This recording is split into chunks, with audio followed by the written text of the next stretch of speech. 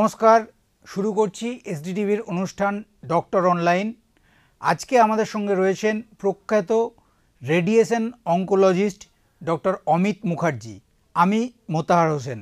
আগামী 30 মিনিট আমরা আলোচনা করব ক্যান্সার রোগ নিয়ে। নমস্কার ডাক্তারবাবু, আজকে প্রথমেই যে প্রশ্নটা দিয়ে আমরা শুরু করব, যেহেতু ক্যান্সার এমন একটা রোগ যেটা সাধারণ মানুষ শুনলেই কিন্তু কিছুটা চমকে যান, তো সাধারণভাবে সাধারণ মানুষ তারা এই ক্যান্সার রোগ হয়েছে মানে কি কি উপসর্গ বা কীভাবে তারা বুঝবে যে তাদের এই ধরনের একটা রোগ হয়েছে, এটা কিভাবে মানুষ বুঝবে? হ্যাঁ, খুব ভালো প্রশ্ন। ক্যান্সার বলতে আমি আমার পেশেন্টদের কি বলি, ক্যান্সার মানে ক্যান্সার, সঠিক সময়ে চিকিৎসিত হলে সারতেও পারে, সেটাকে ভেঙে আমি বলি ক্যান্সার হচ্ছে কি জিনিসটাকে আমাদের বুঝতে হবে। একটি অস্বাভাবিক কোষের অনিয়ন্ত্রিত বিভাজন, হঠাৎ সেটা বেশি বাড়তে আরম্ভ করলো, সেটাই ক্যান্সার। এবার ক্যান্সারের বিভিন্ন ধরনের উপসর্গ হতে পারে। যেমন প্রথমে ধরুন, যেটা সবচেয়ে কমন ক্যান্সার দেখা যায় এখন, ব্রেস্ট ক্যান্সারের ক্ষেত্রে আমরা বলি স্তনবৃন্তের থেকে কোনো রক্তক্ষরণ অথবা একটা নুড়ি পাথরের মতো ছোট ঢেলার মতো আপনারা অনুভব করছেন, অথবা বগলে কোনো একটা ফোলা লক্ষ্য করছেন, অথবা স্তনবৃন্তটা কুঁচকে গেছে বা একটু ওপরে উঠে গেছে। যখনই এগুলো লক্ষ্য করবেন, প্রথমে আমাদের কি হয়, প্রথমে একটু লজ্জার কারণে অনেকে দেখাতে ভয় পান, কিন্তু লজ্জা পাবেন না, যত দ্রুত সম্ভব ডাক্তারের কাছে যান। কেবলমাত্র একজন ক্যান্সার বিশেষজ্ঞের কাছে যেতে হবে এর কোনো মানে নেই, যে কোনো প্রশিক্ষিত ডাক্তারের কাছে যান, তাহলেই তিনি প্রথমেই সেটাকে ডায়াগনোসিস করতে পারবেন। এটা তো গেল ব্রেস্ট ক্যান্সারের কথা। এরপরের ক্যান্সার ধরুন ওরাল ক্যান্সার, আমাদের এখানে বেশি দেখা যায়। যেমন পান গুটখা যারা খায় তারা দেখবেন অনেক দিন খেতে খেতে মুখের কোনো অংশে একটা ঘা হয়ে গেছে। তারা বলেন এটা কোনো ব্যাপার নয়, কিছুদিন অপেক্ষা করেন। অপেক্ষা করাটা চলবে না, দ্রুত কোনো বিশেষজ্ঞ ডাক্তারের কাছে যান। তিনি নাক কান গলা বিশেষজ্ঞ হতে পারেন, তিনি দন্ত চিকিৎসক হতে পারেন, তিনি সাধারণ চিকিৎসক জেনারেল প্র্যাকটিশনার হতে পারেন, অথবা ক্যান্সার বিশেষজ্ঞ হতে পারেন। তার কাছে গিয়ে দ্রুত এই মুখের ঘাটা দেখান। জিভে কোনো ঘা হচ্ছে, মুখে প্রচুর সাদা সাদা দাগ হয়ে শক্ত হয়ে গেছে, মুখটা হাঁ করতে পারছেন না, অথবা মুখের নিচে এই রকম জায়গায় কোনো ফোলা অনুভব করছেন।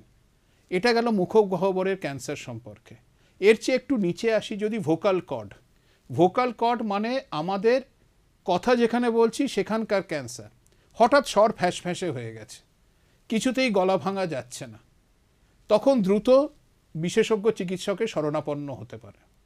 তারপর আসুন ফুসফুসের ক্যান্সার, কাশি, অনেক দিন ধরে কাশি হচ্ছে, কখনো কাশির সাথে রক্ত বেরোচ্ছে, চেস্ট এক্সরেতে দেখা গেছে একটা কেন জানি না মনে হচ্ছে একটা ছোট মতন কোনো একটা গ্রোথ রয়েছে। একদম অবহেলা না করে দ্রুত চিকিৎসকের শরণাপন্ন হন। দ্রুত যত ডায়াগনোসিস হবে তত সেরে ওঠার সুযোগটা তত বেশি হবে, সম্ভাবনাটা অনেক বেড়ে যাবে। এছাড়াও আরও অন্যান্য ক্যান্সারের বিভিন্ন উপসর্গ রয়েছে। যেমন ধরুন গলব্লাডার ক্যান্সার হয়তো প্রচুর জন্ডিস নিয়ে উপস্থাপন করতে পারে।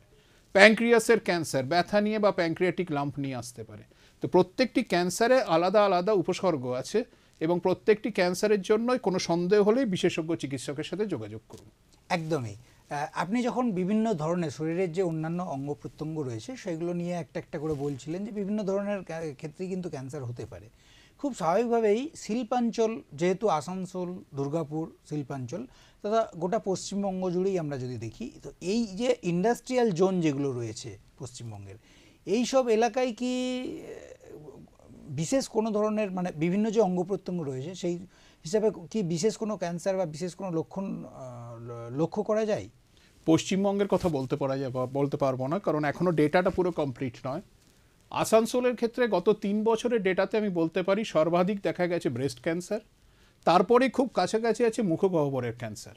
আপনারা যারা আসানসোল, দুর্গাপুর শিল্পাঞ্চলে রয়েছেন তারা জানেন এখানে পান, দোক্তা বা গুটখা বা খৈনি, তামাক জাতীয় জিনিস খাওয়ার প্রবণতা অত্যন্ত বেশি। প্রথম কথা, একটা পরিবেশ দূষণ করে এবং জায়গাটা নোংরা করে, তার সাথে সাথে ক্যান্সারের, মুখগহ্বরে ক্যান্সারের সুযোগটাও বাড়িয়ে দেয়। তার সাথে সাথে যথেষ্ট সংখ্যক লাং ক্যান্সারও দেখতে পাওয়া যায়। সেটা পলিউশন রিলেটেড হতে পারে, ধূমপান রিলেটেড হতে পারে। পলিউশন রিলেটেড বিষয়টাতে আমরা আসছি পরবর্তীতে। এখানে আরেকটা যেটা বিষয় সেটা হচ্ছে যে এই যে ক্যান্সার রোগ কোথাও শরীরের কোনো একটা অংশে শুরু হলো প্রথমে, তারপর এটা ধীরে ধীরে শরীরের মধ্যে ছড়িয়ে পড়ার একটা প্রবণতা লক্ষ্য। তো একজন আপনি বিশেষজ্ঞ ডক্টর, বিষয়টা কিভাবে ব্যাখ্যা করবেন? এইটা হচ্ছে ক্যান্সার রোগের ব্যাপারটা হচ্ছে একটা জায়গায় অনিয়ন্ত্রিত কোষ বিভাজন হলো, অস্বাভাবিক কোষের বিভাজন হলো। এবার সে কি করে কি, তার আশেপাশের জায়গা থেকে সে রক্তনালীগুলো টেনে নেয়, কারণ তাকে বড় হতে হবে এবং সে অন্যান্য কোষের চেয়ে অনেক তাড়াতাড়ি বড় হয়, সেটাই টিউমার আমরা বলি। এবার যখনই নতুন নতুন সে রক্তনালী তৈরি করে নিল তার নিজের খাদ্যের জন্য, তখন রক্তের মাধ্যমে ছোট ছোট করে ক্যান্সার সেলসটা সারা শরীরে সংবাহিত হতে লাগলো এবং তার সাথে সাথে লসিকা গ্রন্থিও যখন সাপ্লাই হলো, তখন সেই লসিকা গ্রন্থিতেও সেই জায়গাটা থেকে ছড়াতে আরম্ভ করলো। এবার ধরুন একটা ক্যান্সার হয়েছে ব্রেস্টে, এবার সেটা রক্ত সংবাহিত হয়ে লাংসে পৌঁছে গেল এবং লাংসে সে সুযোগ সুবিধে বুঝে সেইখানে আরেকটা টিউমার তৈরি করলো। এইভাবেই ক্যান্সারটা ছড়ায় সারা শরীরে, রক্ত সংবাহিত হিসেবে এবং লসিকা গ্রন্থির মধ্যে দিয়ে, এছাড়া লোকাল ইনভেশন, মানে সে আস্তে আস্তে বড় হতে হতে চারপাশে সে ছড়াতে আরম্ভ করে, এইভাবেই ধীরে ধীরে ক্যান্সার ছড়িয়ে পড়ে। আপনি একটু আগেই বলছিলেন যে বিশেষ করে শিল্পাঞ্চল এই এলাকায় তামাকজাত দ্রব্য যেগুলো, সেগুলোর যেহেতু ব্যবহারের প্রবণতা বেশি, খুব স্বাভাবিকভাবেই মুখের যে ক্যান্সার, মুখ গহ্বরে যে ক্যান্সার, সেগুলোর প্রবণতা বেশি লক্ষ্য করা গেছে।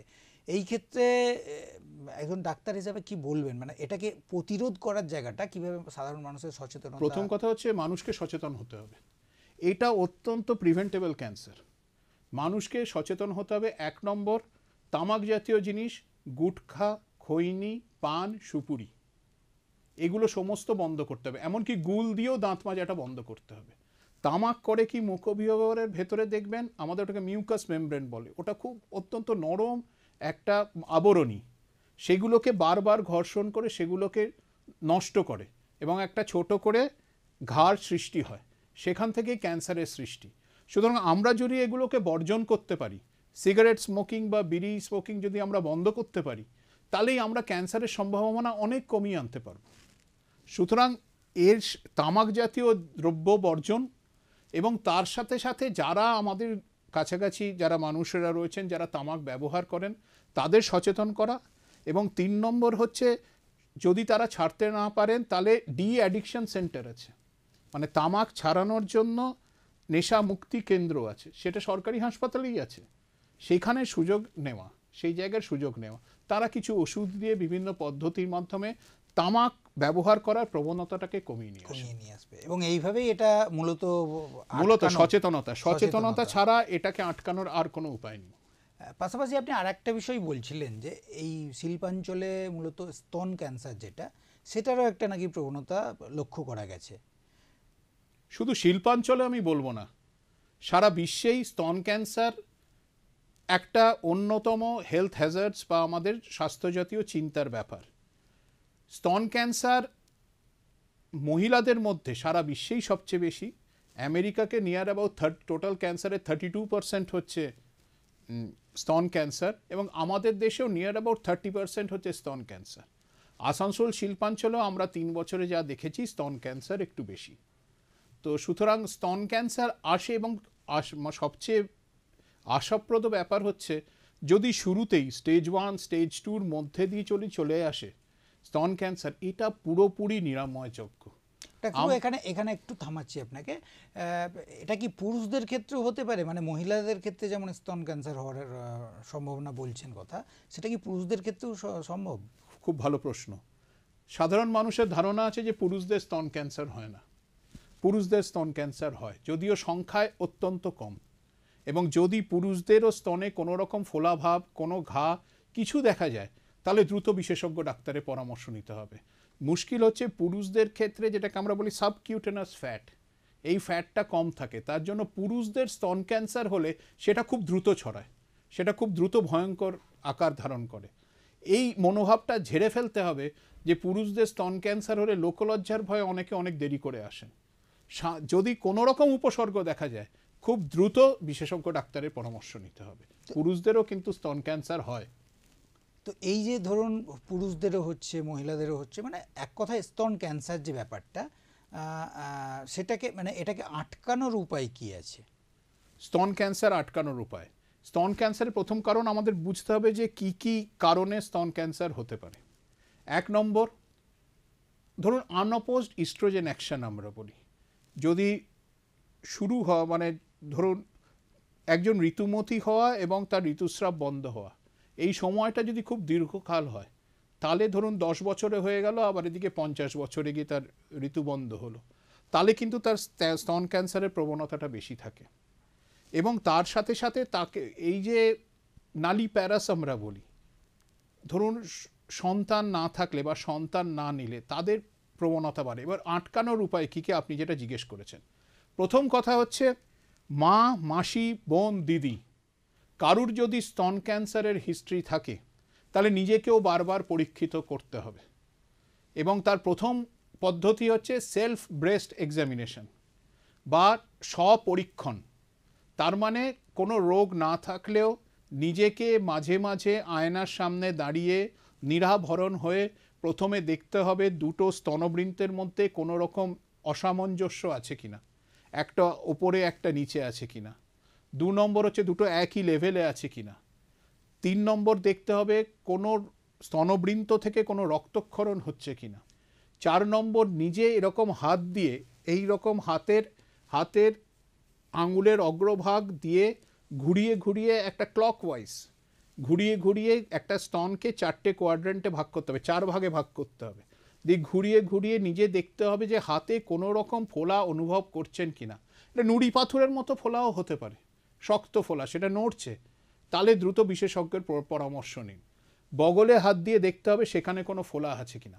1 নম্বর স্বপরীক্ষণ হচ্ছে প্রমাণিত সবচেয়ে ভালোভাবে স্তন ক্যান্সার আটকাতে পারে। দ্বিতীয় কথা, দেখতে হবে ডায়েটের ক্ষেত্রে কি খাবেন কি খাবেন না। পোস্ট মেনোপজাল ঋতু বন্ধের পর খুব দ্রুত ওজন বাড়লে তাদের স্তন ক্যান্সারের প্রবণতা বেড়ে যায়। সুতরাং স্নেহ জাতীয় খাবার এইগুলোর থেকে একটু দূরে থাকতে হবে। হাই ফ্যাট ডায়েটের সাথে কিন্তু স্তন ক্যান্সারের একটা সম্পর্ক থাকে। একদমই একদমই। আমরা এই জাস্ট এর পরেই আরেকটা কথা বলছি যেটা খুব ইম্পর্টেন্ট, একদম একটু আপনাকে ইন্টারাপ্ট করলাম, সেটা হচ্ছে যে আজকাল যেটা প্রবণতা হয়ে গেছে যে স্তনদুগ্ধ পান করানো বাচ্চাদের, আমরা আর্টিফিশিয়াল ফিড অনেক সময় অনেক মা দিয়ে দেন, স্তনদুগ্ধ পান করালে কিন্তু ব্রেস্ট ক্যান্সারের প্রবণতা কমবে।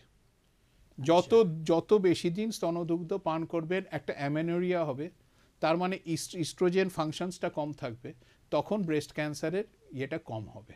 এবং post menopausal hormone replacement therapy বা কোনো হরমোনাল থেরাপি নেওয়ার আগে ডাক্তারবাবুকে বারবার জিজ্ঞেস করে নিতে হবে। এইগুলোই হচ্ছে প্রধানত আটকানোর উপায়। একদম। আমাদের আলোচনা চলছে এবং আরও বেশ কয়েকটা প্রশ্ন রয়েছে আমাদের, তবে নিতে হবে একটা ছোট্ট বিরতির পর ফিরে আসছি। আর আপনারা যারা এই অনুষ্ঠান দেখছেন, আপনাদের যদি স্বাস্থ্য সম্পর্কিত কোনো প্রশ্ন থাকে, আপনারা আমাদের নিচে দেয়া হোয়াটসঅ্যাপ নাম্বারে হোয়াটসঅ্যাপ করে সেই প্রশ্ন জানান। আমাদের এখানে যে সমস্ত ডাক্তারবাবুরা আসেন, আমরা তাদের কাছে সেই প্রশ্নগুলো রাখব। আজকে আমাদের সঙ্গে রয়েছেন ডক্টর অমিত মুখার্জি।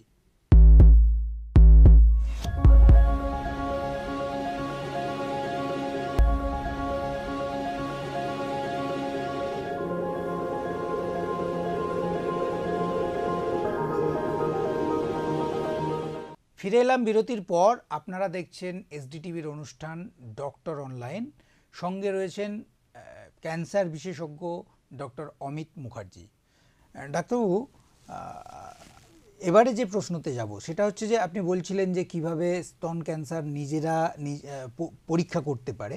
এটা যেমন একটা দিক রয়েছে, পাশাপাশি খাদ্যাভ্যাস, এটা কি কোনো এফেক্ট পড়ে মানে এই ক্যান্সারের ক্ষেত্রে? যে যেমন অনেক সময় আমরা অন্যান্য রোগের ক্ষেত্রে দেখি ডাক্তারবাবুরা বলে থাকেন যে এই যে বিভিন্ন ফাস্টফুড বা এই ধরনের খাবার থেকে দূরেই থাকার জন্য বলেন, তো ক্যান্সার রোগের ক্ষেত্রে কি খাদ্যাভ্যাস তার উপরে কোনো এফেক্ট পড়ে? হ্যাঁ, কিছু স্টাডি আছে। 1 নম্বর হচ্ছে স্নেহ জাতীয় খাবার খেলে ক্যান্সারের প্রবণতা বাড়ে। ব্রেস্ট ক্যান্সারের ক্ষেত্রে ঋতু বন্ধের পর খুব ওজন বেড়ে গেলে বা ঋতুর আগেও 30 বছরের পর ওজন অত্যন্ত অনিয়ন্ত্রিত হয়ে গেলে ব্রেস্ট ক্যান্সারের সম্ভাবনা অনেক বেড়ে যায়। তার মানে স্নেহজাতীয় খাদ্যাভ্যাস থেকে একটু দূরে থাকতে হবে।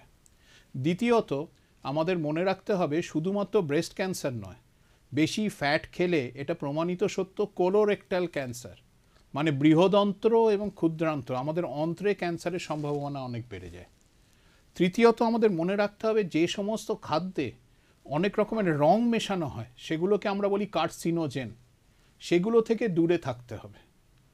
এবং আমাদের যে খাদ্যাভ্যাসের একটা বড় পরিবর্তন হয়ে গেছে, আমরা অনেক বেশি ফল এবং সবজি ছেড়ে আমরা অ্যানিমাল প্রোটিনে শিফট করেছি, আমরা স্নেহ জাতীয় খাবার খাই। আমাদের খাবারের একটা বড় অংশ সবজি এবং ফলমূল রাখতে হবে। ফাইবার ডায়েট এবং এই যে ভেজিটেবলস এবং ফলমূল, এগুলোতে প্রচুর পরিমাণে অ্যান্টি অক্সিডেন্টস থাকে। এগুলো সমস্ত ক্যান্সার প্রতিরোধ করে। এবং আমাদের খাদ্যাভ্যাসে আমাদের যখন এখন বাচ্চাদের আমরা দেখি খুব চট করে আমরা একটা ফাস্ট ফুড দিয়ে দিই, এটা কিন্তু ঠিক নয়। আমাদের যেমন ছোটোবেলাগুলো আমাদের কেটে গেছে, তাদের একটু সবজি খাওয়া শেখাতে হবে, তাদের শাক খাওয়া শেখাতে হবে, তাদের ফলমূল বেশি করে খাবার দিতে হবে, একটা ব্যালেন্স ডায়েট দিতে হবে। এই ডায়েট হলে ক্যান্সারের হওয়ার সম্ভাবনাটা অনেক কমে আসবে এবং প্রতিরোধকারী অ্যান্টিঅক্সিডেন্টস যেগুলো দরকার সেগুলো আমরা বেশি করে দিতে পারবো, সেগুলো বেশি বেশি করে শরীরের মধ্যে আমরা দিতে পারবো। খুব স্বাভাবিকভাবে এখানে আরেকটা বিষয় যেটা আসছে, আপনি খাবারের ক্ষেত্রে রঙের ব্যবহারের একটা কথা বললেন, কিন্তু অনেক সময় তো বিশেষ করে ইদানিংকালে দেখা গেছে অনেক আমরা যে জামা কাপড় ব্যবহার করি সেখানেও অনেক তো আর্টিফিশিয়াল রং, কেমিক্যাল রং ব্যবহার করা হচ্ছে। তো সেই ক্ষেত্রে কি স্কিন ক্যান্সার যেটা হয়, ত্বকের ক্যান্সার, সেটার সঙ্গে কি কোনো যোগাযোগ আছে? মানে এই যে কাপড়ের যে জামার কাপড়ের ওপর কোনো স্টাডি নেই। ঠিক, মানে জামা কাপড়ের রঙের ওপর যে আমরা রঙিন জামা কাপড় ব্যবহার করলে স্কিন ক্যান্সার বেড়ে যাবে এরকম কোনো স্টাডি নেই। স্কিন ক্যান্সার সবচেয়ে বেশি ইউরোপে দেখা যায় এবং নর্থ আমেরিকাতে দেখা যায়। তাদের ক্ষেত্রে তাদের তুলনায় এশিয়ান সাবকন্টিনেন্টে বা এশিয়া আমরা যেখানে রয়েছি সেখানে আমাদের স্কিন ক্যান্সারের সংখ্যা অনেকটা কম। এগুলো আল্ট্রাভায়োলেট রে এক্সপোজার যেটা বলে সেটা থেকে স্কিন ক্যান্সার হতে পারে, যদিও সেটা এখন ব্রেস্ট ক্যান্সার বা লাং ক্যান্সার বা জরায়ুমুখে ক্যান্সারের মতন অত হিউজ সংখ্যায় আমাদের জায়গায় অন্তত দেখা যায় না একদমই। খুব স্বাভাবিকভাবেই যখন এই ত্বকের ক্যান্সারের প্রসঙ্গ উঠল, আমরা কিন্তু যে এলাকায় থাকি সেটা শিল্পাঞ্চল, এবং পশ্চিমবঙ্গে শুধু আসানসোল, দুর্গাপুর নয়, হলদিয়া আছে, এরকম ছোট ছোট শিল্প শহর কয়েকটা আছে। তো শিল্প শহর মানে সেখানে তো দূষণের একটা ব্যাপার চলেই আসে, বিশেষত বায়ু দূষণ ইত্যাদি। তো সেই ক্ষেত্রে শুধু বায়ু দূষণ নয়, বায়ু দূষণের সঙ্গে বেশ কিছু এই নদী নালা দূষণের অনেক সময় খবরের শিরোনামে আসে। তো সেই ক্ষেত্রে এটা কি মানে এখানকার যারা মানুষ বা যারা এই রকম ছোট শিল্প শহরগুলোতে বসবাস করে তার সঙ্গে কি তার কোনো যোগাযোগ আছে? এখনও সেরকম কোনো স্টাডি আমাদের হাতে এসে পৌঁছয়নি।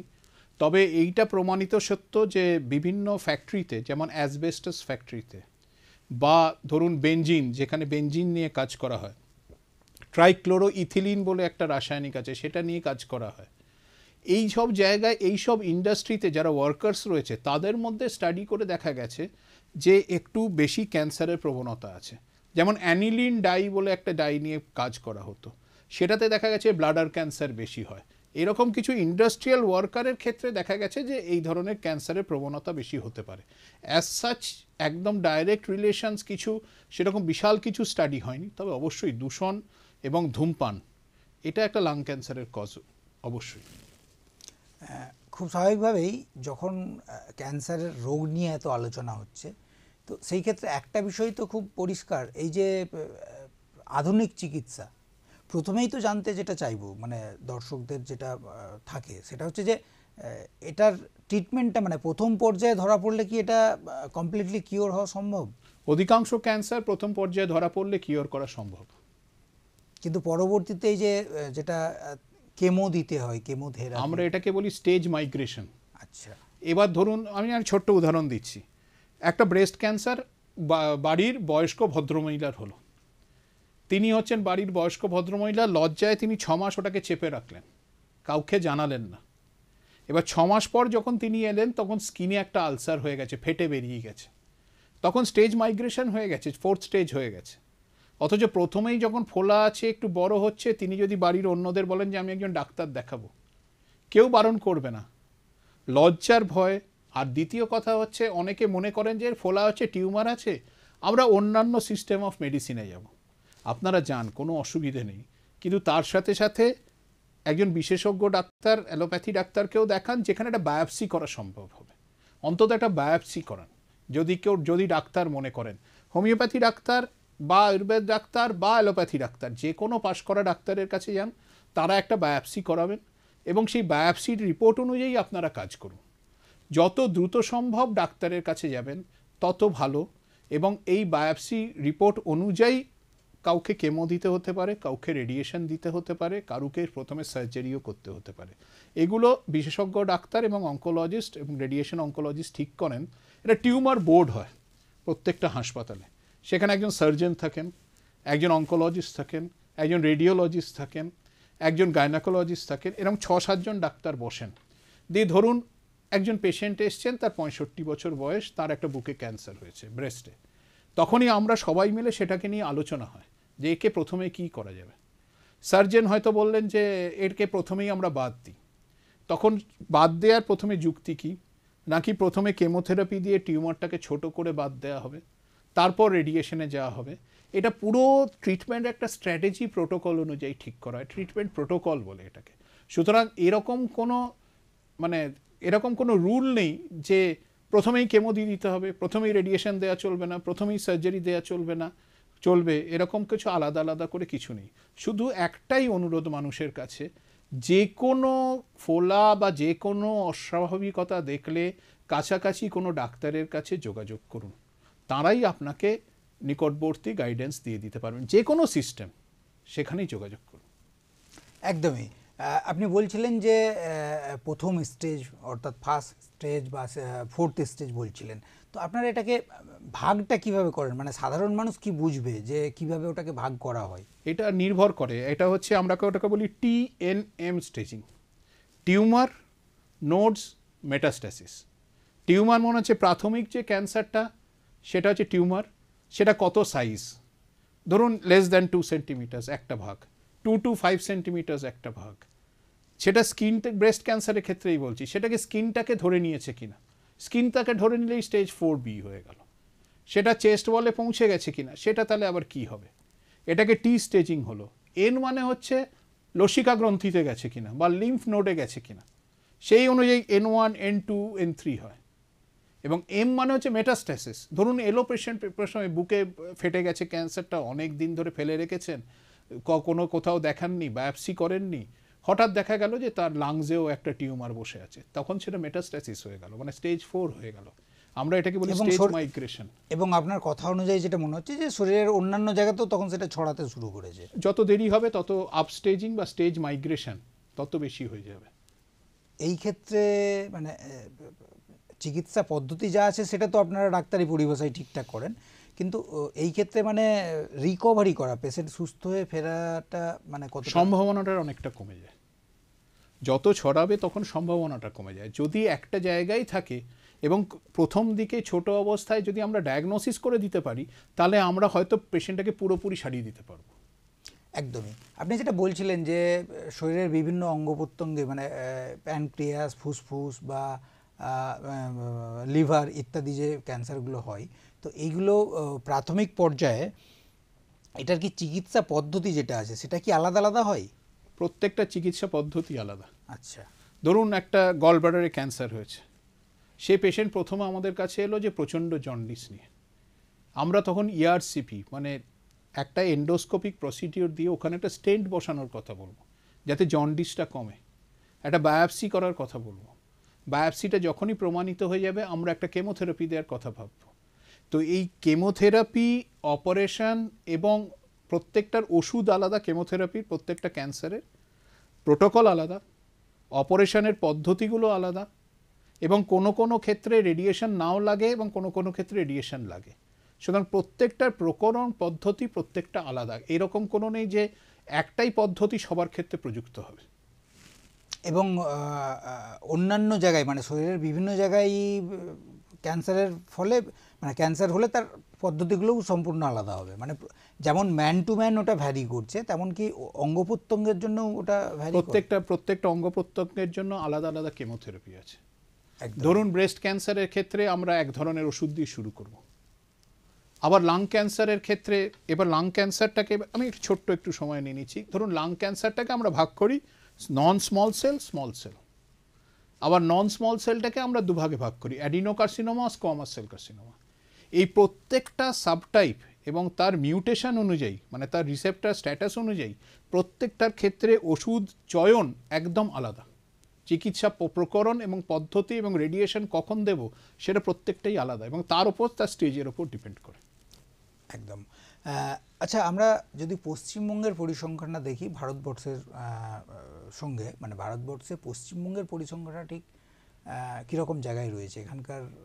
আমি এখন বলছি এটা যে পশ্চিমবঙ্গ একটা ব্যাপারে কিন্তু পথপ্রদর্শক। ডিস্ট্রিক্ট লেভেলে ক্যান্সার ইউনিট তৈরি করা ব্যাপারে পশ্চিমবঙ্গই প্রথম। আচ্ছা। আজ পর্যন্ত, এবং এই মডেলটা এই আমাকে রিসেন্টলি একটা স্টাডি এসছে, এই মডেলটা association of breast surgeons of ইউরোপে এই মডেলটা, এই টেলি ব্রেস্ট সার্ভিস বলে একটা সার্ভিস হয়, সেই সার্ভিসটা প্রদর্শিত হয়েছে এবং উচ্চ প্রশংসিত হয়েছে। প্রত্যেকটা পশ্চিমবঙ্গের অধিকাংশ জেলা হাসপাতালে এখন ক্যান্সার ইউনিট আছে, সেখানে ডায়াগনোসিস হচ্ছে এবং অনেকগুলো কেমোথেরাপি দেওয়া সম্ভব হচ্ছে, কিছু কিছু ক্যান্সার অপারেশনও হচ্ছে। আসানসোলের ক্ষেত্রেও আমি এগুলো বলতে পারি। আসানসোলে যেমন ধরুন আমাদের এখানে 20 থেকে 25খানা কেমো এসে অ্যাভেলেবেল আছে। আমরা হচ্ছে একটা স্পোক, এবং এইখানে আমাদের বায়োপসি হচ্ছে, ব্রেস্ট ক্যান্সারের অপারেশন হচ্ছে। এবং আপনি হয়তো জানেন যে মানে কিছুদিন আগে প্রথম ভারতবর্ষে একটা জেলা হাসপাতালে ব্রেস্ট ইমপ্ল্যান্ট হলো। একদম একদম একদম ঠিক বলেছেন। মানে আমরা খবরের শিরোনামে এটা দেখেছিলাম যে আসানসোল জেলা হাসপাতালে এটা প্রথম হয়েছে, এবং আসানসোল জেলা হাসপাতাল আমরা যেটা নিউজ পেপার থেকে পেয়েছিলাম যে কলকাতার একজন ডাক্তারবাবু, এসএসকেএম এর একজন ডাক্তারবাবু। হ্যাঁ, এই ব্যাপারে একটা বলার আছে আমাদের কিভাবে যোগাযোগটা হয়। ধরুন পেশেন্টটা প্রথম এলো, আমরা এখানে বায়োপসি করে ডায়াগনোসিস করলাম। বায়োপসি করে ডায়াগনোসিস করার পর কেমোথেরাপি শুরু করলাম। তাকে যখন 8টা কেমোথেরাপি দেওয়া হলো, টিউমারটা ছোট হয়ে গেল। এবার পেশেন্টটির কম বয়স, সে চাইলো না যে একদম ব্রেস্টটাকে পুরোপুরি কেটে বাদ দিতে। টিউমার বোর্ডে আমাদের আলোচনা হলো, তখন আমরা ঠিক করলাম যে এটাকে রিকনস্ট্রাক্ট করতে হবে, নতুন করে তৈরি করতে হবে। তার মানে ব্রেস্টের ভেতরের টিস্যুটাকে বাদ দিয়ে একটা ইমপ্ল্যান্ট বা একটা কৃত্রিম স্তন তৈরি করতে হবে। সেটার জন্য আমরা আসানসোল কর্পোরেশনের সাথে যোগাযোগ করি, তাদের ধন্যবাদ যে তারা সহযোগিতার হাত বাড়িয়ে দেন। সেই ইমপ্ল্যান্টটা তাদের সহযোগিতায় কেনা হয়, এবং আমরা এখন যে সুযোগ সুবিধা হয়েছে সেটাকে বলি আমরা পিঙ্ক করিডোর সার্ভিস, সেটা টেলি ব্রেস্ট সার্ভিস বলে। আমরা এখানে অনলাইন স্বাস্থ্য ইঙ্গিত বলে একটা পোর্টাল আছে পশ্চিমবঙ্গ সরকারের, আমরা সেখানে অনলাইন কেসটার ডিটেলস আপলোড করে দিলাম। এসএসকেএমে বসে যিনি ব্রেস্ট ক্যান্সারের পশ্চিমবঙ্গের সঞ্চালক, নোডাল পার্সন ডাক্তার দীপ্তেন্দ্র সরকার, তিনি খুব নামকরা একজন সার্জন, তিনি ওখানে দেখলেন। তিনি দেখে আমাকে তখন ফোন করলেন, যেহেতু আমি এখানে টিউমার বোর্ডের কনভেনার, যে এখানে দেখে পুরো ব্যাপারটা আলোচনা হলো, আমাদের সার্জনের সাথে আলোচনা হলো, একটা টিম তৈরি করা হলো, এবং সেখান থেকে উনি একটা নির্দিষ্ট দিনে এখানে এলেন। ইমপ্ল্যান্টটা তার নেতৃত্বে, এবং এখানে আমাদের সার্জন ডাক্তার আমিন রয়েছেন এবং অন্যান্যরা রয়েছেন, তাদের নেতৃত্বে ইমপ্ল্যান্টটা বসানো হলো।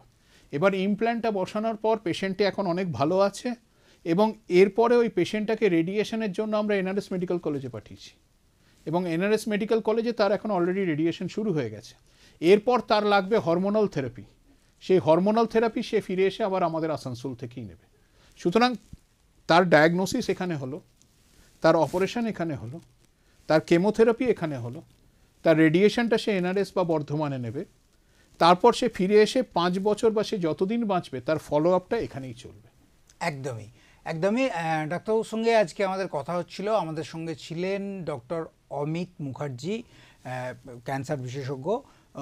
ডাক্তারবাবু, আপনাকে আমাদের স্টুডিওতে আসার জন্য ধন্যবাদ। আজকে আমাদের একদম টাইম শেষ হয়ে গেছে, আজকে এখানেই অনুষ্ঠান শেষ করতে হচ্ছে। আপনারা যারা অনুষ্ঠান দেখছেন এসডিটিভির স্বাস্থ্য সম্পর্কিত অনুষ্ঠান ডক্টর অনলাইন, আপনাদের যদি স্বাস্থ্য সম্পর্কিত কোনো প্রশ্ন থাকে আপনারা আমাদের হোয়াটসঅ্যাপ করে পাঠাতে পারেন। আপনারা এতক্ষণ দেখছিলেন ডক্টর অনলাইন। অন্যান্য অনুষ্ঠান দেখার জন্য চোখ রাখুন এসডিটিভিতে।